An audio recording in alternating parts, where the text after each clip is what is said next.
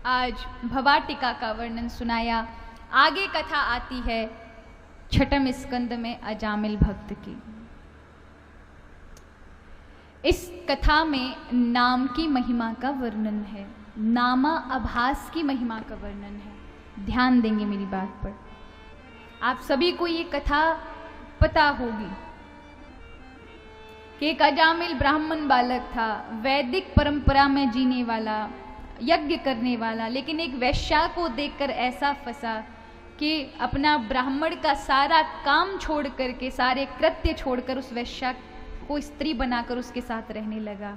और एक दिन, जो कि बहुत बड़ा विद्वान था, एक दिन लुटेरा बन गया।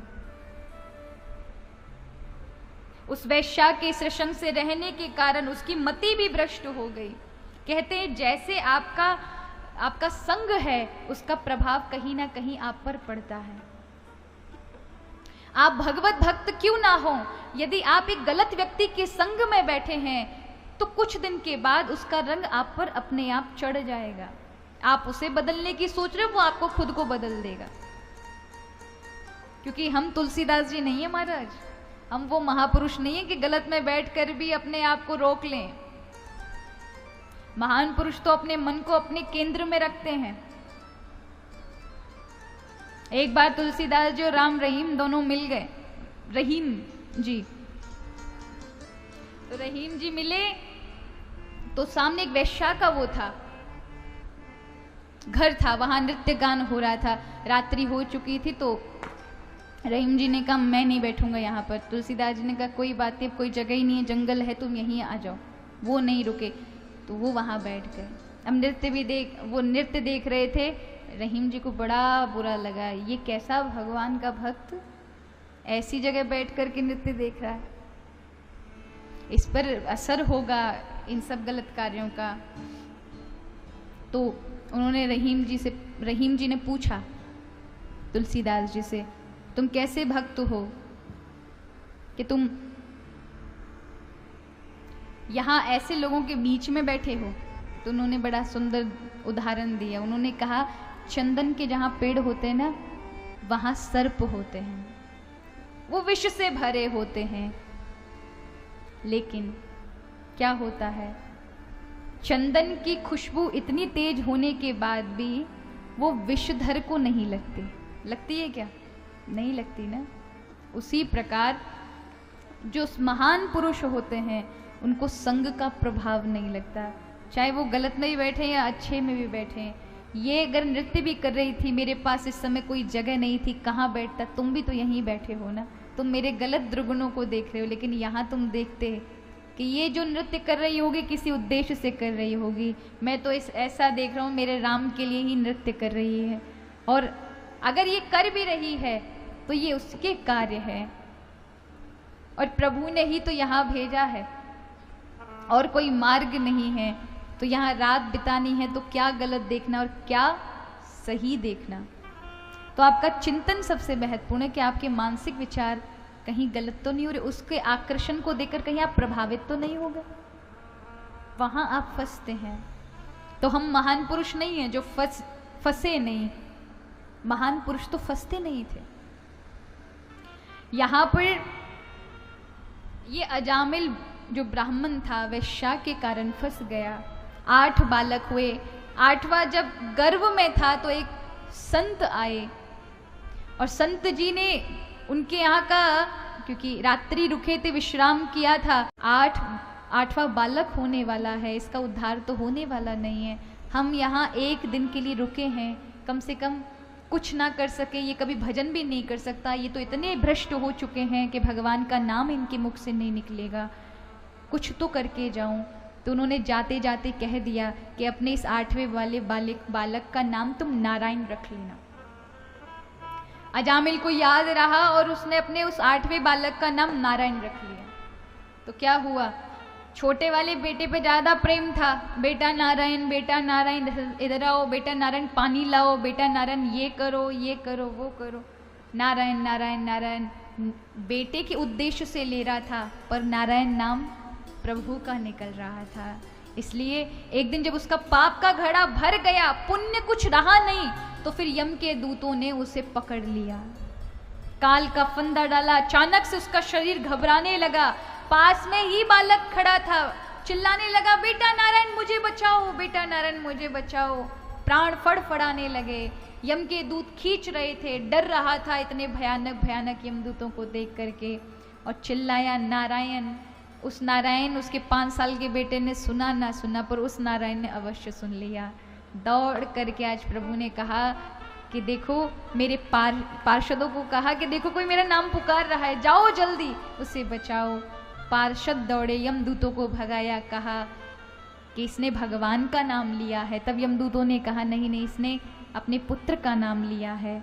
प्रभु ने कहा उसका पुत्र का नाम होगा बाद में, पर ये प्रभु का नाम है, ये इसने प्रभु का, हरि का नाम लिया है। इसने किसी भी उद्देश्य से लिया हो, लेकिन इसकी जिह्वा ने भगवान का नाम बोला है, छोड़ दो इसको, ये इस समय परम पवित्र है।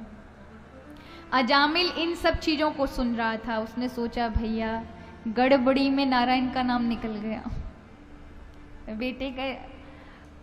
बेटे का नाम बोल दिया ना, बेटे का उद्देश्य लेके नाम बोला। अगर सचमुच में भगवान का नाम लिया होता तो फिर साक्षात हरि आ गए होते।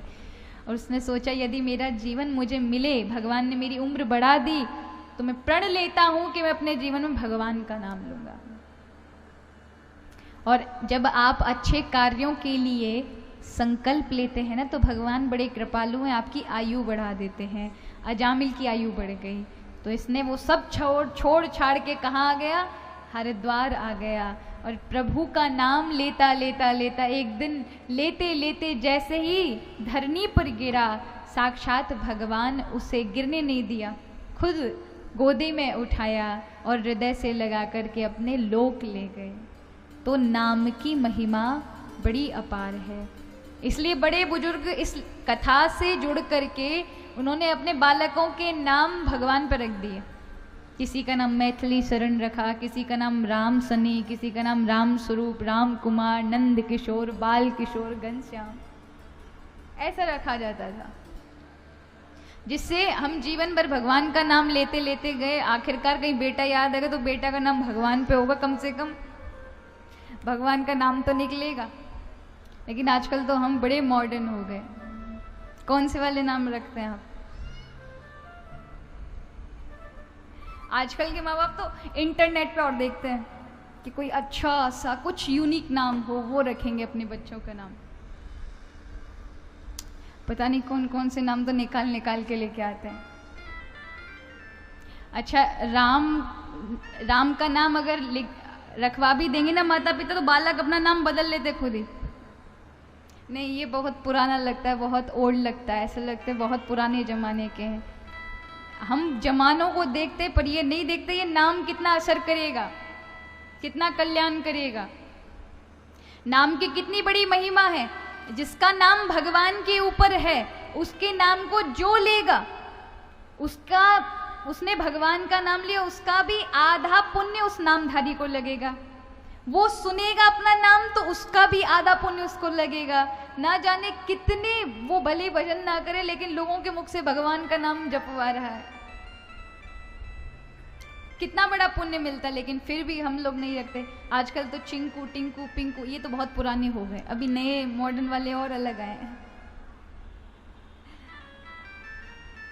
एक परिवार था, वो आपस में लड़ रहे थे।